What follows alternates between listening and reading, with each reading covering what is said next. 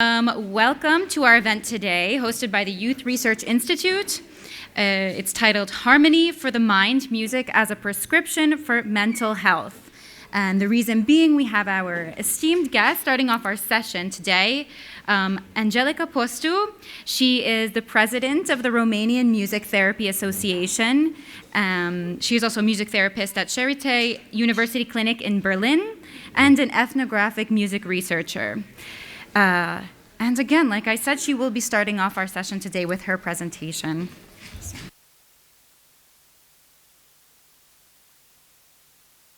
Okay, hello to everyone. It's a pleasure for me to be here. Enjoy your meal, and maybe you will be attracted by the music that I will be playing.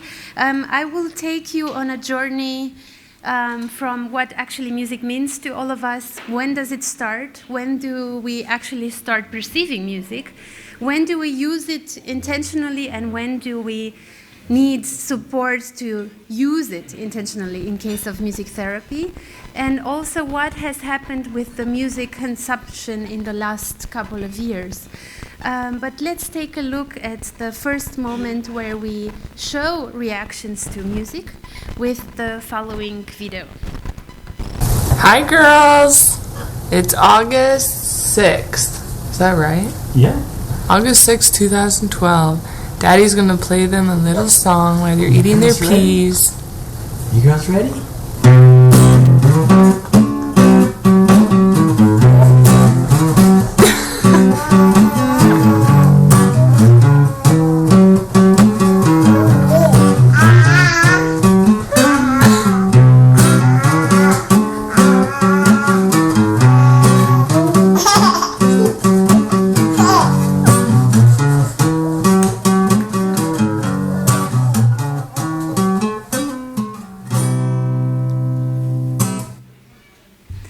So there's no need to explain that. Everyone has had an immediate reaction to their reaction to music. So it's a chain reaction.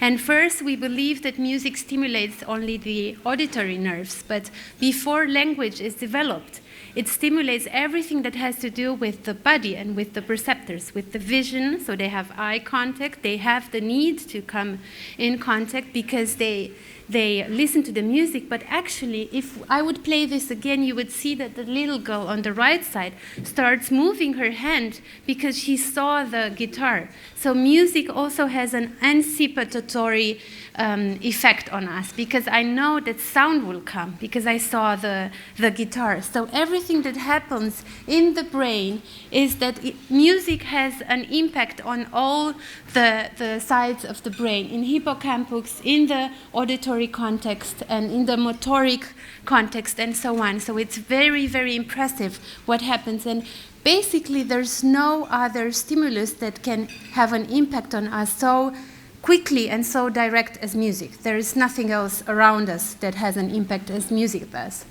So basically, we use music also to stimulate the language coordination and the motoric, the synchronicity, and the concentration. The girls are not looking somewhere else. They're just connected in between and with the father that is playing the music.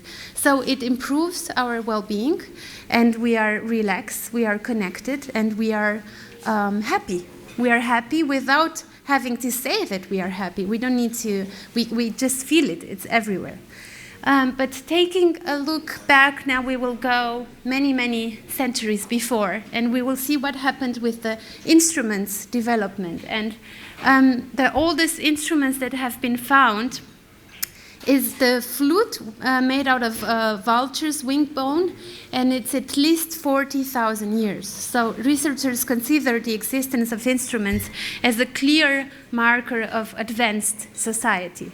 Now, one of the issues that we have to confront ourselves with in this time is that instruments have had not so happy development, because now we replace the instruments that we know with synthesizers, and we don't produce the music the way we used to, the way AC/DC used to, or ABBA, or many other music bands. So we use a lot of replacement, yeah? Or we use the the artificial intelligence. But that's why if we want to have music to be beneficial to us, we should use the raw instruments, let's say, the instruments where we have to produce the sound, because this is how we will get to stress regulation and anxiety regulation and loneliness regulation, because we have an activity that is so important for us in order to express ourselves, to be in the present moment. And if we use the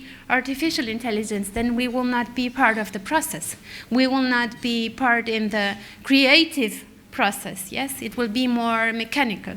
I know this is a long topic, so I will not go in the artificial intelligence direction, but I will go more in the direction of the connection between what I hear and what I want to hear. So later on, I will speak also about the impact of the music listening platforms like Spotify and Apple Music and so on. But what is very important is that when I listen to music, I'm in search of enjoyment, and I'm in search of some special emotions, or maybe I'm just in search of loneliness oasis. I don't want to be disturbed when I listen to music. I just want to have my own bubble. So maybe I'm listening to music not to get bored.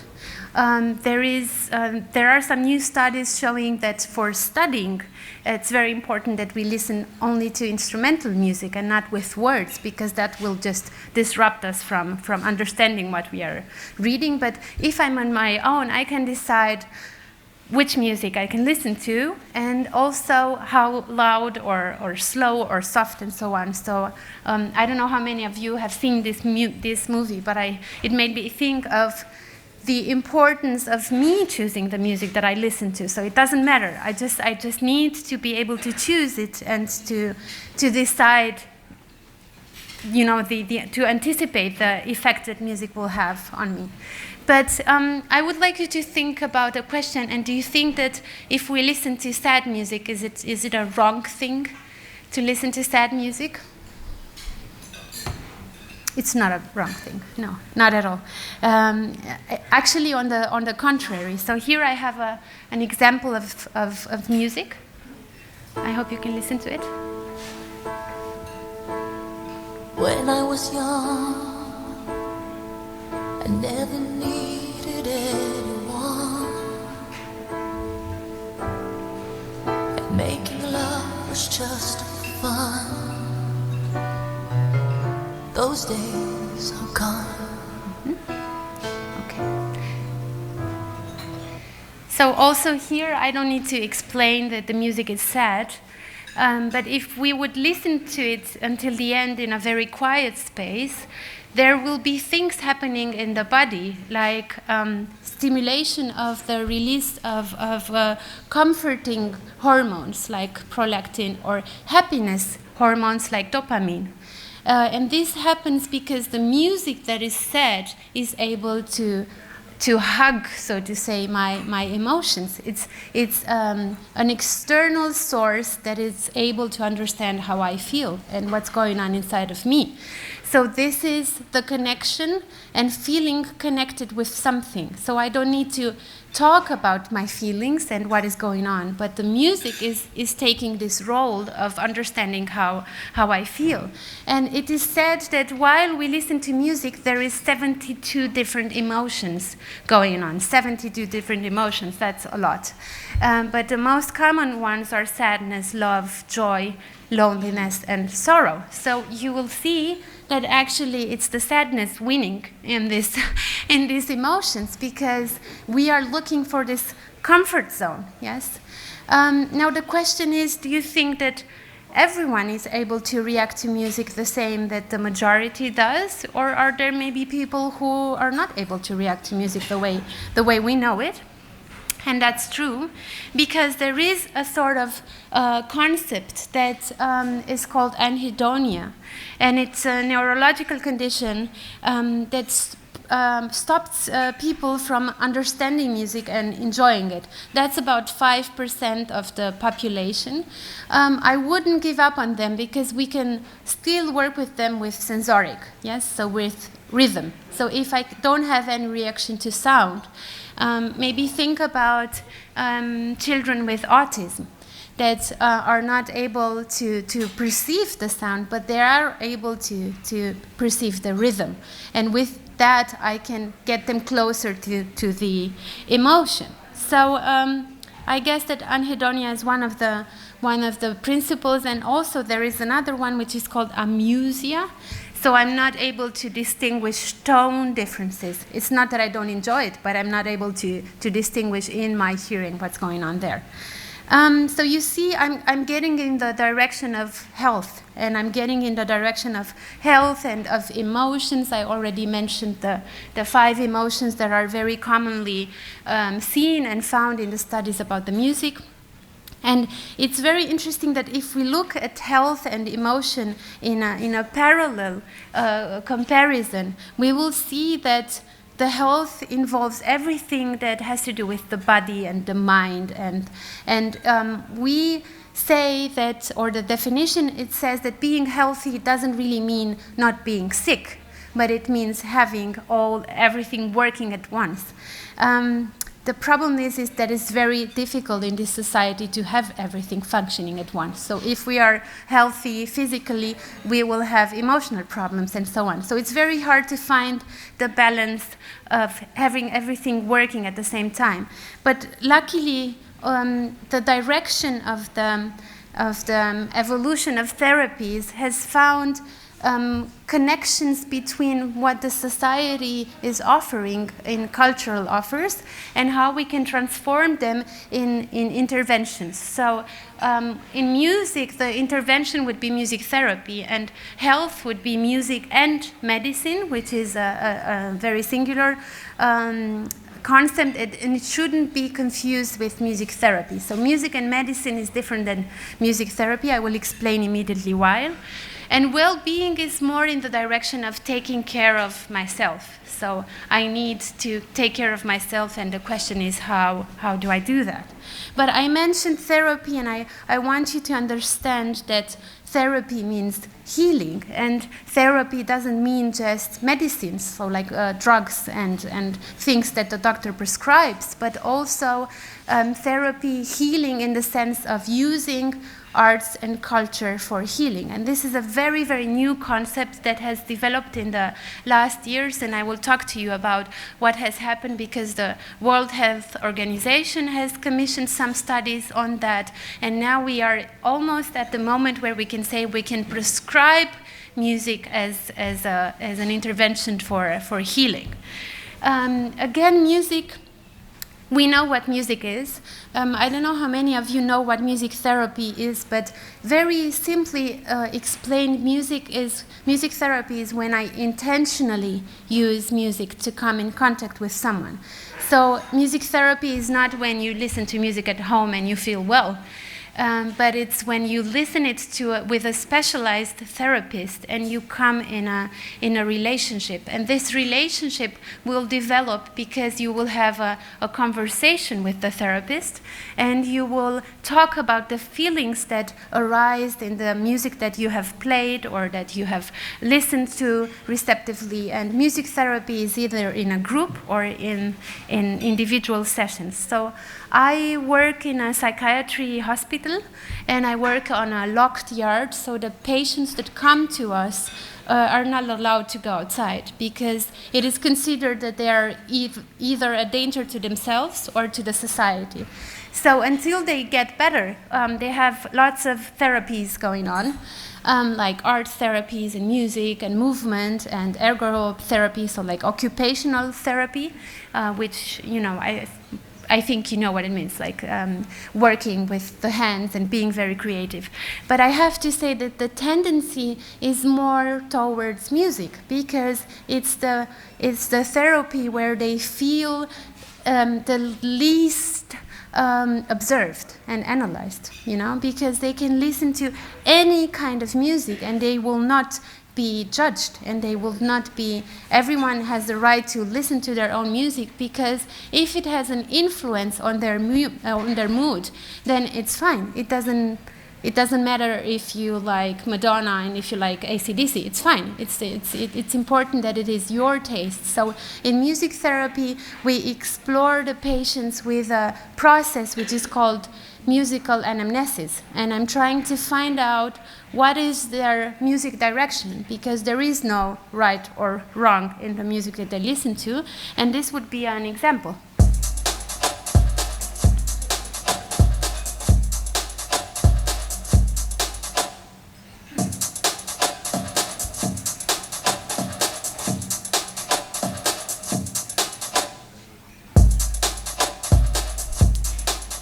So we can discuss if this is music and well-being for everyone here, or just for 2 or 3 persons, yeah? But it's a taste, so we cannot argue with the musical taste, and we cannot argue with if this is right or wrong, if it's trance or instrumental, electronic music, and so on.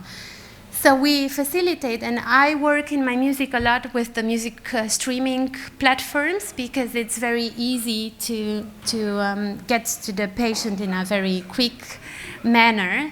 But I have a question for the few of you who are sitting here. When is the last time that you have listened to a whole CD from the beginning to the end? Ages. Yeah, correct. I think everyone identifies with your answer. So it's ages, because music streaming platforms, they influence what we listen to with the shuffle. So that's an algorithm that is going to influence how we jump from one mood to the other one. And at the beginning we think that's fun. It's fun, it's great. Oh, now that's this song and it's that song.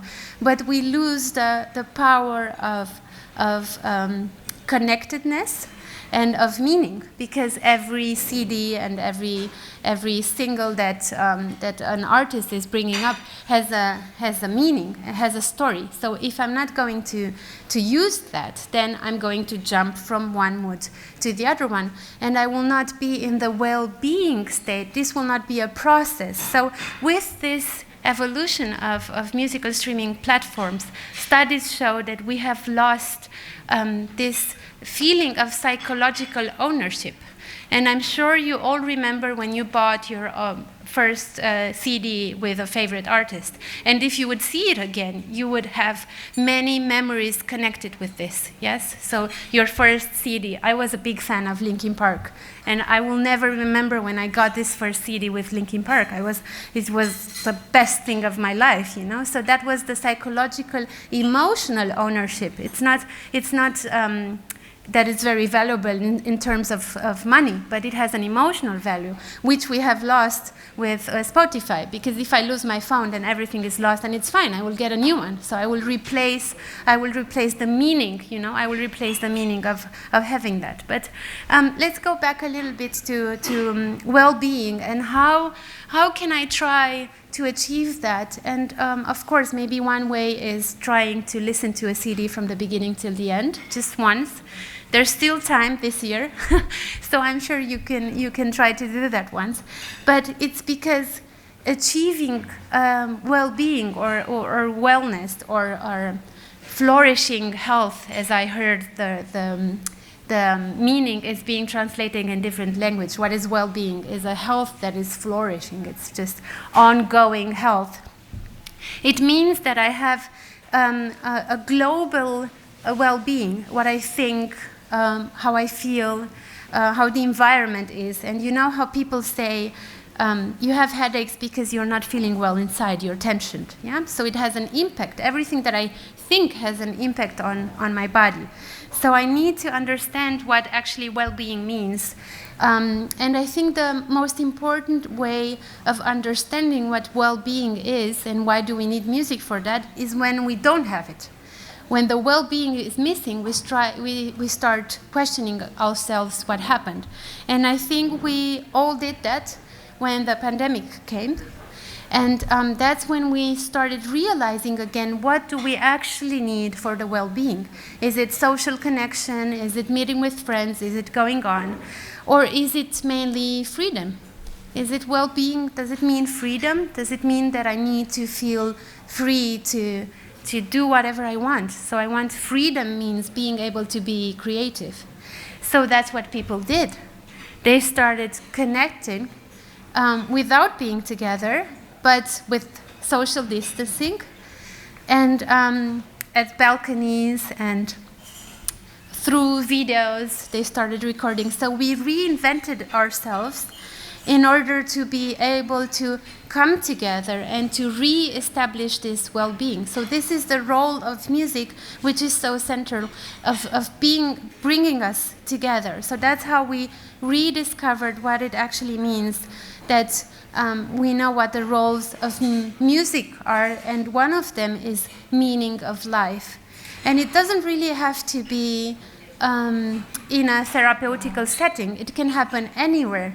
The most important thing is that music is very intuitive, and it happens the way you will see in my next video.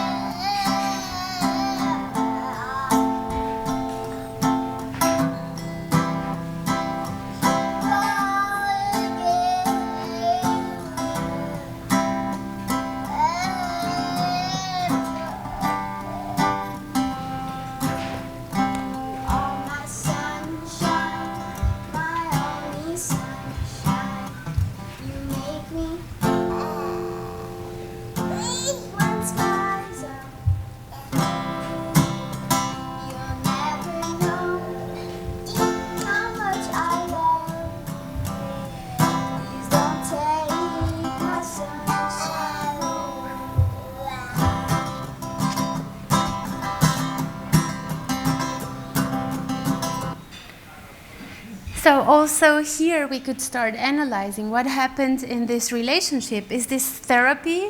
No, it's intuitive. It's the bigger sister who wants to come in contact with her little sister, and she's doing intuitively all these therapeutical things, like she's modulating attention and she's getting into the emotion. She's stimulating the language, the verbal speech with music, with the sound, because the girl can anticipate exactly the same thing that I told you at the beginning. She knows that the sound will come. You make me happy. So she knows that, yeah? So she will stimulate her pronunciation with the help of music. And this has a huge impact on her development.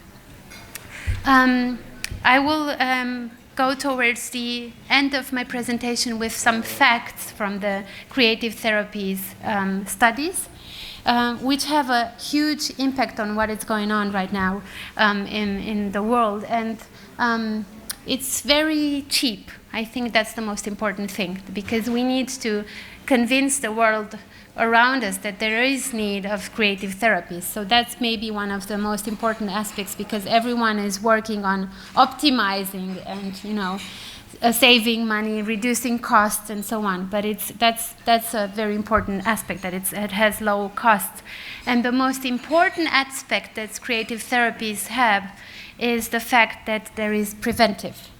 And preventive means that I will not get in the state of sickness. It means that I'm doing things for myself to prevent burnout and to prevent emotional collapses and so on. So I'm preventing, every time I'm listening to a CD from the beginning to the end, I'm preventing an emotional blockage, let's say. Yeah, I'm preventing of having moments where I feel I'm not doing anything for myself because of job, children, I don't know, costs, and so on. So I need to have moments with myself.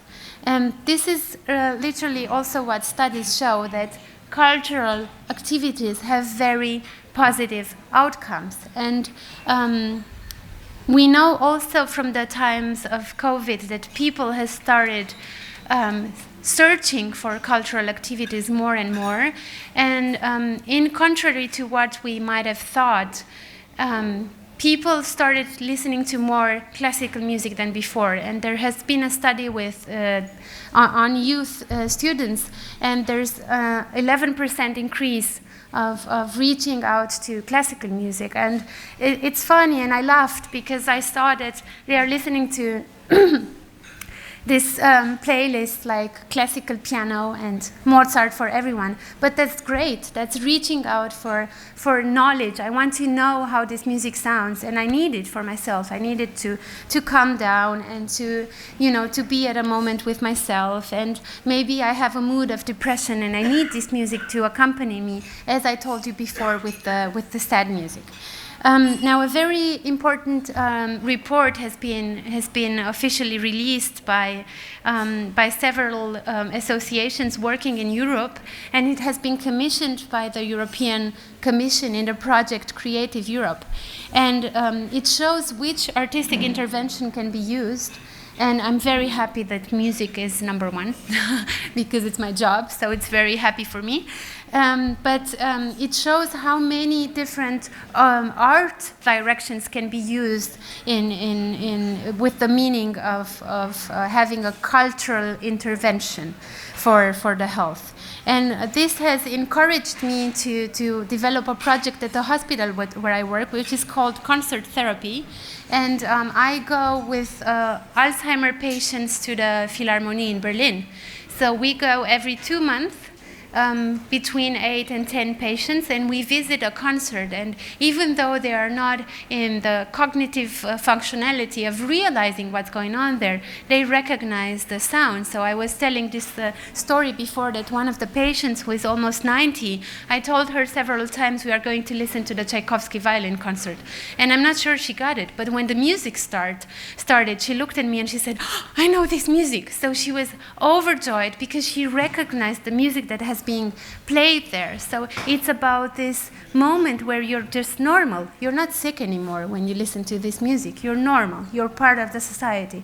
So I think this should be encouraging for us to introduce cultural activities, no matter in which context you work or you will be working. If you work for a company, you should have a break where you listen to music or play, or So everywhere there is place for these cultural activities.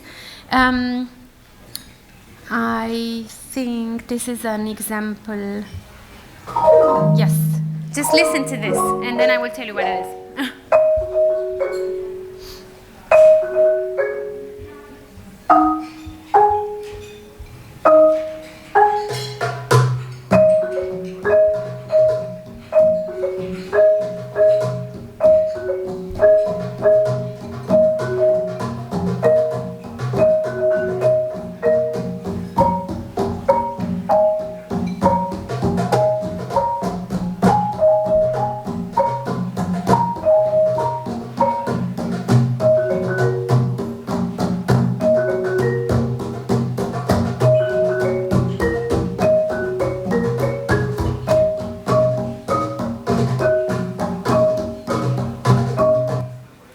Okay, I need a guess. What do you think this is? Yeah, but who do you think it's playing? A child, okay. Another guess? Okay.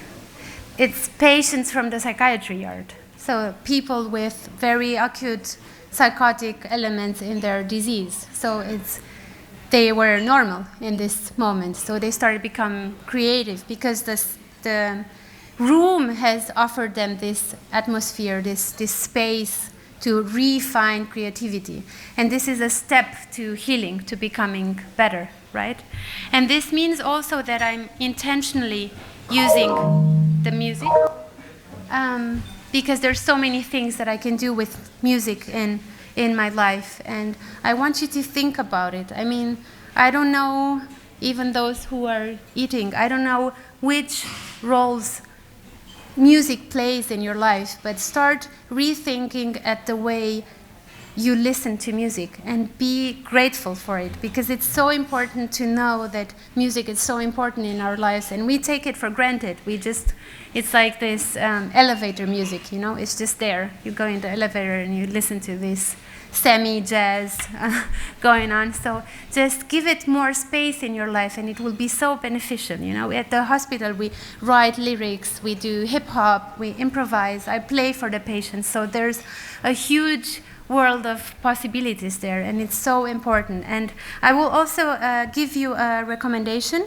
I don't know how many of you have come to read Oliver Sacks, one of the greatest neurologists who paid great attention to music and music therapy. And he describes music as a tonic and as an orange juice to the ears. And music should not be a luxury and another privilege, should be a very natural part of our lives.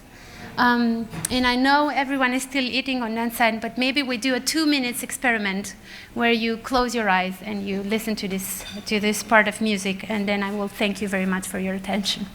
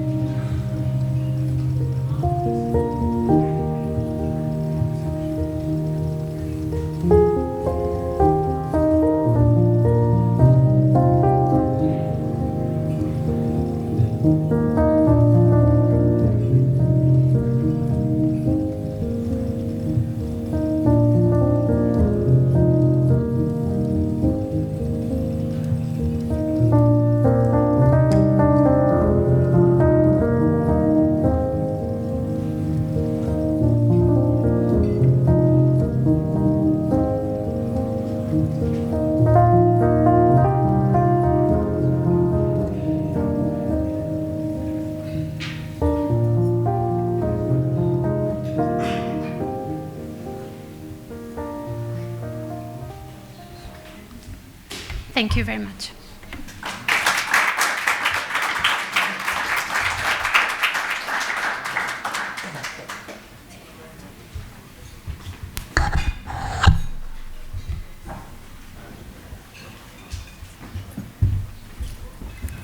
So we thank you very much for that presentation, Angelica. It was very lovely. And we will be continuing our event now with our panel discussion. Our guests include, of course, Angelica, also Orsolya Erdődy, Managing Director of the Budapest Festival Orchestra, as well as Ferenc Sullivan, researcher at the Youth Research Institute. And our moderator will be Paul Moran, Budapest Fellow here at MCC. Thank you.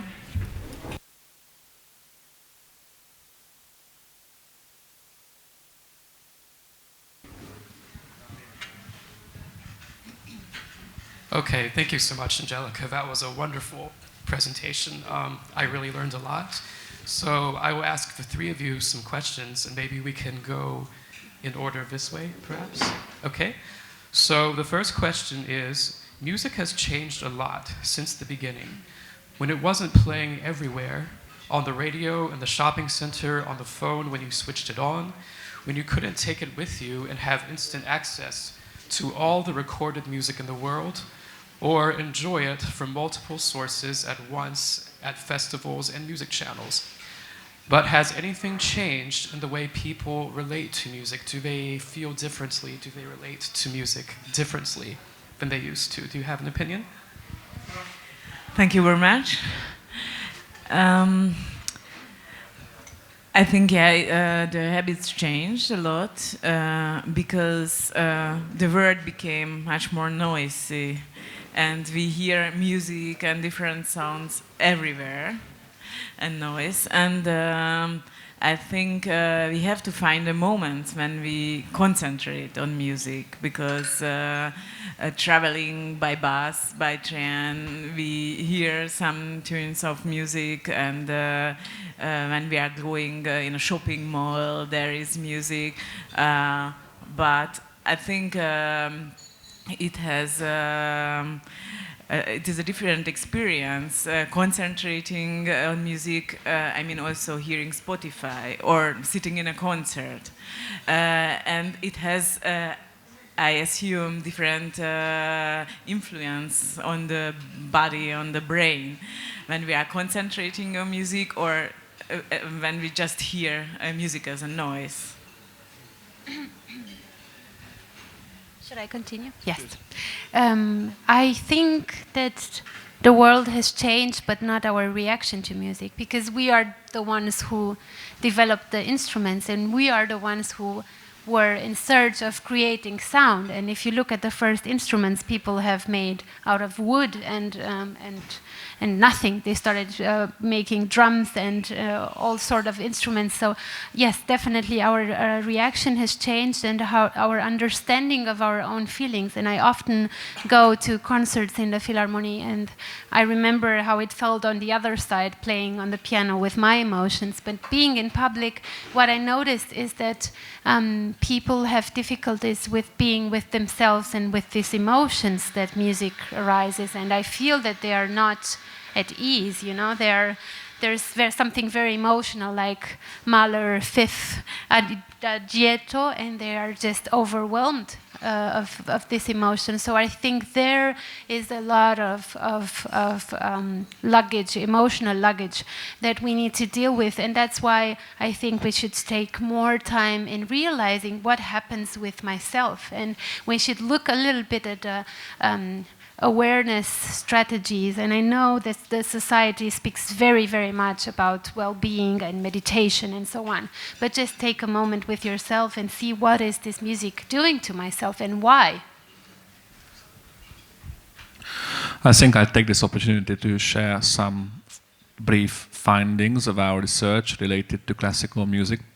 I think the broadest context in which we can interpret how our attitudes are changing to music is how young people over the course of the past 2 decades have been steadily retreating from community spaces, which includes music events and concert events. So the attendance is constantly in decline, and we see that across the board, not only in the case of music or classical music. I think this definitely is something that has to be addressed, and it has mental health implications, I believe, too, like loneliness and lack of community, which is also on the rise and an increasingly apparent problem of young people, as reflected by our latest large sample use research. Now, as for classical music, we see that roughly 9 in 10 young people between the ages of 15 and 39, so this includes young adults, are not exposed to classical music on a regular basis, and only about 1 in 10 listen to or profess to listening to classical music with some frequency. You can say that's a lot, you can say it's a small fraction of everyone, but it's roughly 1 in 10. And I think a lot of the general impression is that classical music is largely enjoyed by elderly people, or at least middle age and upwards. 80% of respondents agree to that. And in general, when it comes to listening to music, most of our respondents say they do it at home, so they still dedicate time when they're at home listening to music. The second largest a group do it on travel, so public transport, for example, and the third largest group say they do so with friends and family. So this is roughly the context in which we are talking about classical music.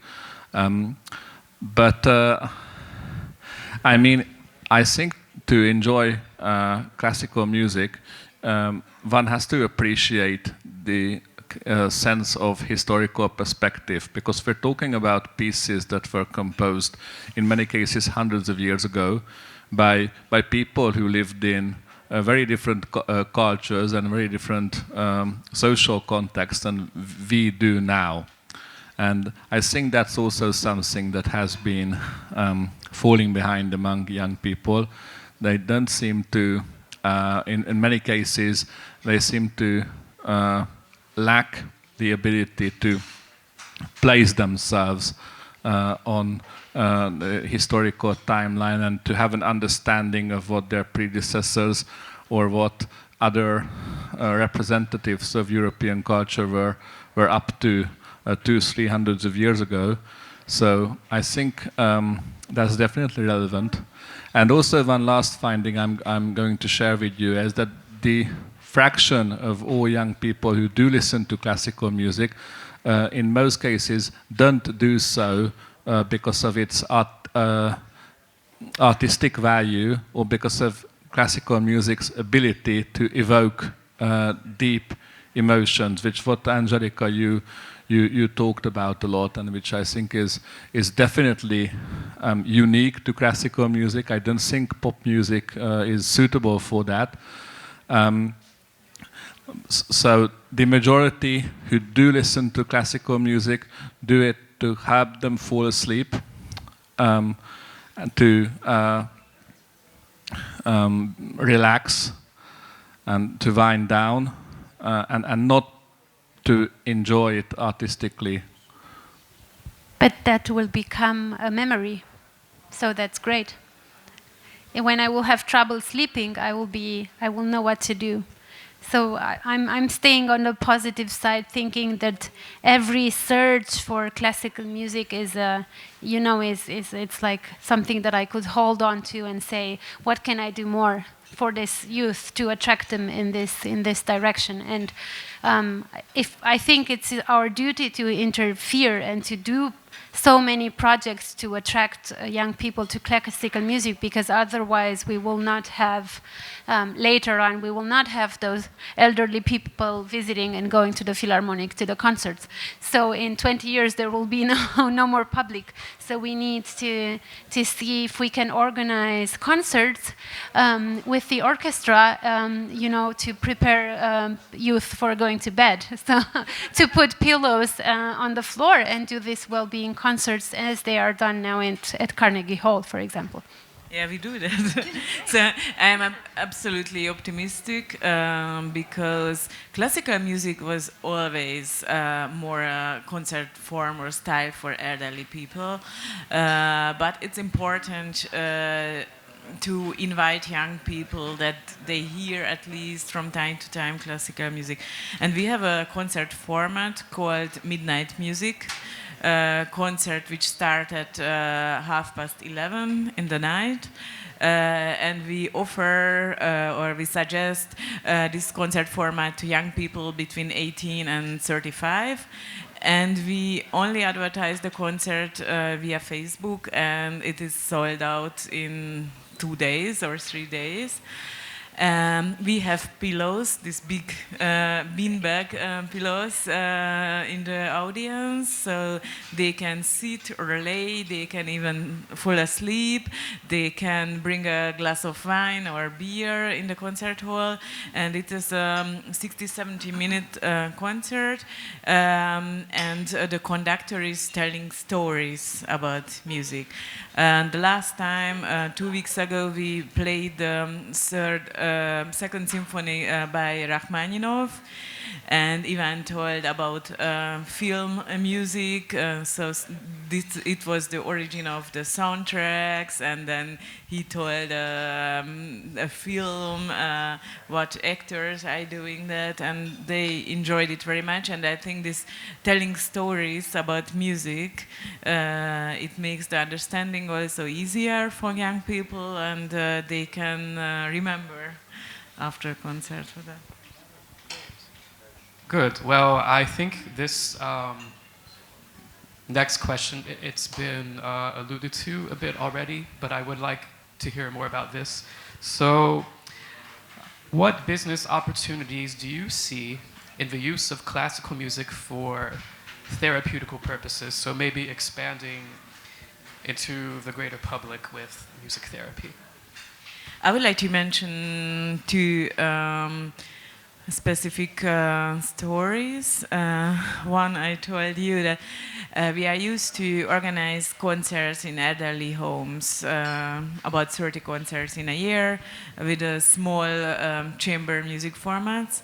And one time we went to an elderly home, and the nurse, the therapist told us after the concert that there was a very lovely man who didn't talk for years. And he was attending at the concert, and he was so touched emotionally by the concert, and he was so enthusiastic that after the concert he started to talk. And he went to the musicians and he talked to them. That's one very emotional, very touching story. And the other, we also organize autism-friendly cocoa concerts for children, young people with autism and their families, because it's important that the whole family can come, also the sisters, brothers.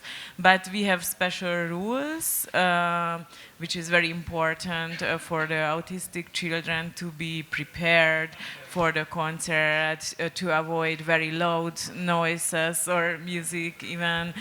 And we always experience moments or stories when autistic children are coming for the first time to this kind of event, and they open themselves and they really enjoy, and I think it has a healing moment as well. Definitely, it sounds amazing. I would love to come to one of the midnight concerts.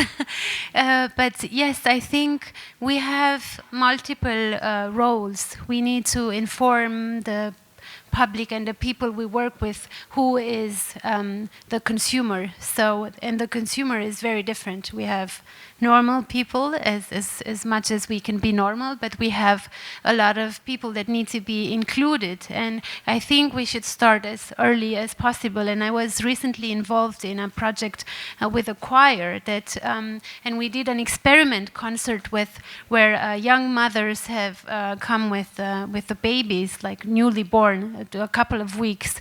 And it was wonderful because they could walk around with the baby, you know, in the wheelchair, and just, you know, they could breastfeed them. It was normal. So it was just families, not just mothers, a lot of fathers as well. So there was this choir singing lullabies, different lullabies that I have selected from a music therapy perspective. So I think that the bridge between orchestras and managers as well, with the perspective of music therapy and music well-being in mind, has so many possibilities. And it's for the future, I think it will be one of the best cooperations to reach to the public, in interest of the public. Also, I already talked about how the demographic is different and always has been different.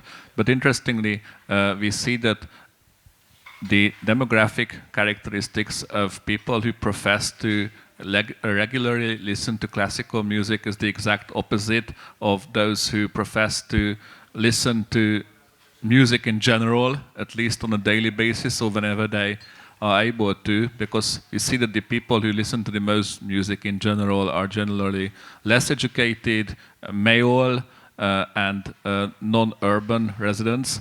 And in the case of classical music, we see that the group who listens to classical music most, or who is the most likely to listen regularly to classical music, is female, higher educational attainment, and urban. So I think when we're talking about business opportunities, either a lucrative business, for-profit business, or business in the sense of an activity, or going out and about on bringing music appreciation to people, we have to be aware of this difference. And let me bring in another facet, because I'm not an expert, of course, on music therapy or classical music, but I do think that teaching how to play on a musical instrument for primary school age kids or even above is, I think, very important. And it has the power to lift people out of poverty and to lift people out of very dire situations, mentally, intellectually, etc., because it develops skills like perseverance, appreciation of hard work, and progress through concentrating on something and bringing joy and a sense of empowerment to yourself and to others whom you share your music with. And I think young people and people in general are inspired by that, and they do want to be recognized, they do want their perseverance to be recognized. And in my case, I also studied the cello for many, many years. I never had any ambitions of becoming a professional musician. I don't have the talent to become one, by the way, but I learned a lot of perseverance and how to appreciate people who do that for a living and who are professionals. And I know it requires immense dedication and sheer hard work at that. I think we need more of that in our society, and especially among young people. Thank you, I agree. And it sounds like there's a distinction between music therapy for a patient and also for a client or a customer, but also sometimes the two groups can overlap, and we, as professionals, you need to find the right solutions for each group of people. So thank you. I think we have time for one more question, and this one is a bit different, but I think it's very interesting. So, are there specific categories of the therapeutical use of music for patients who are living in certain conditions, such as a grieving person, like one who has lost a loved one, or does this depend on the individual situation? So are there certain methods, certain differences in music therapy depending on what the patient is feeling, their life situation? Maybe I pass this question. It's very individual. It's very individual. But I think that we start with the reaction, so I need to test as much. It's like I will make a parallel to the concert public that is not so used to listen to, I don't know, modern composers, or I don't know, Ruzicka, or someone who is writing now music with a lot of sound waves that we are not used to. So we're talking a lot of preferences, but also cultural knowledge of music. So we have, I feel as a Romanian very close to the Hungarian music and to Bela Bartok and so on, because it shows cultural sides of the folks music that you were also talking about earlier. So I need to know his culture first of all. But it's very interesting you mentioned grieving, because my first job was at palliative oncology. So I worked with patients who were dying, and we were composing music to accompany the passing in the non-living, which sounds terrific but and horrible, but it's not. I mean, you start accepting. So I think that music has this role of helping you accept the state in which you are in, and not escaping. And I don't want to escape the grieving. I want to feel it and to live with it, and to take it with me. So I think music helps you do that, and it becomes also it will stimulate the memory of knowing this song I have listened to when my dear one has passed away. So it's very connecting to yourself. And I think in music therapy, we have the privilege of going into the reflection moment with the patient or with the client. Mm-hmm. Right.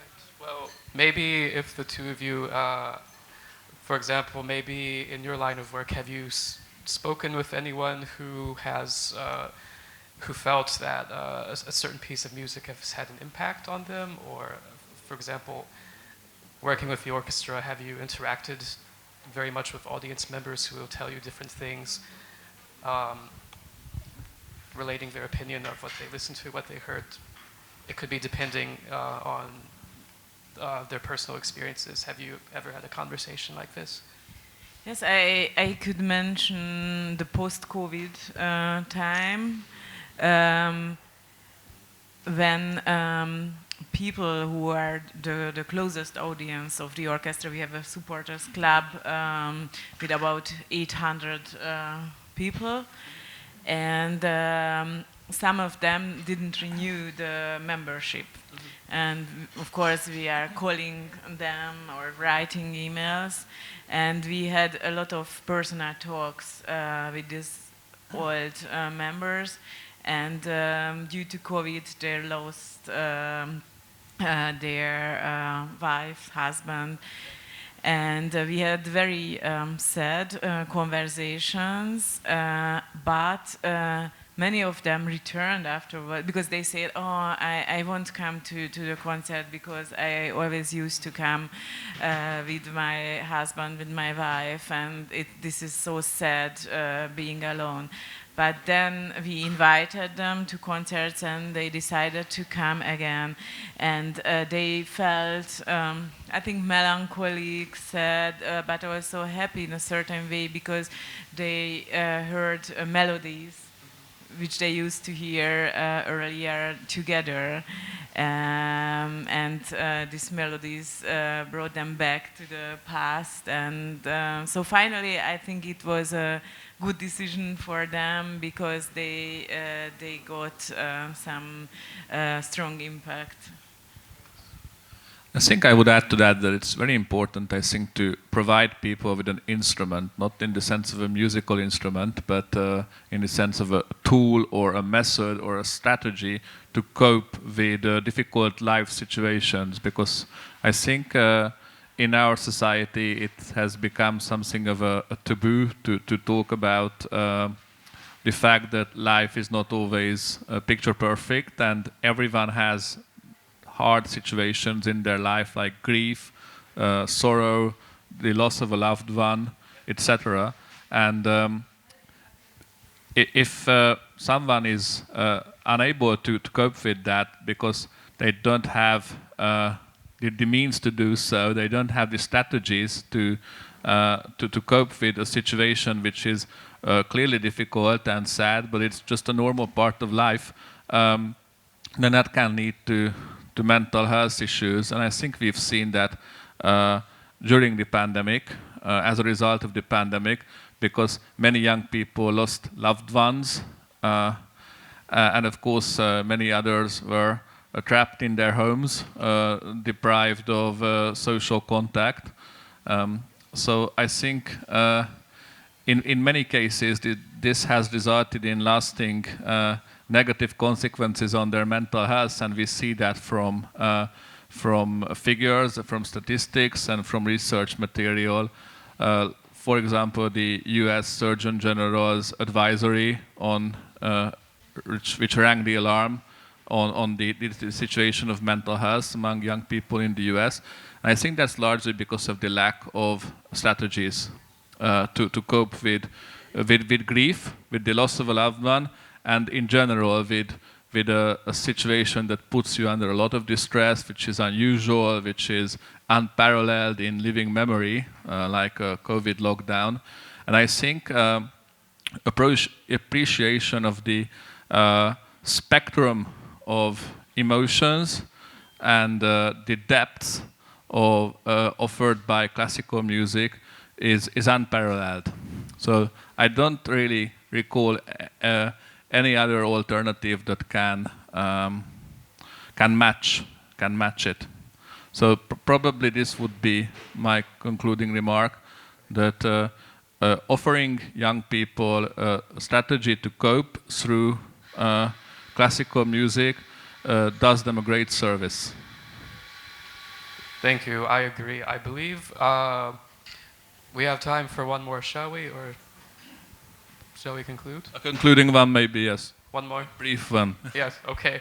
I'll try to make this one short. So today you can write music about any musical training just by following text instructions with apps like Boomi or BandLab Song Starter. Is the music that AI acquires and plays different from the music that humans need? How do you see the relationship between humans and music in a world where those 12 notes are combined by AI? So, is AI music as helpful? Is it as healthy? Is it as good for humans as traditional music, as music always being created by people in that moment?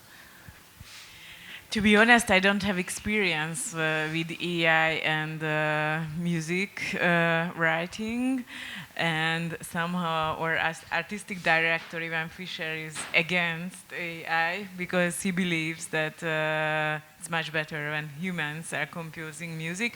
But of course, I know about many successful projects, like in Germany.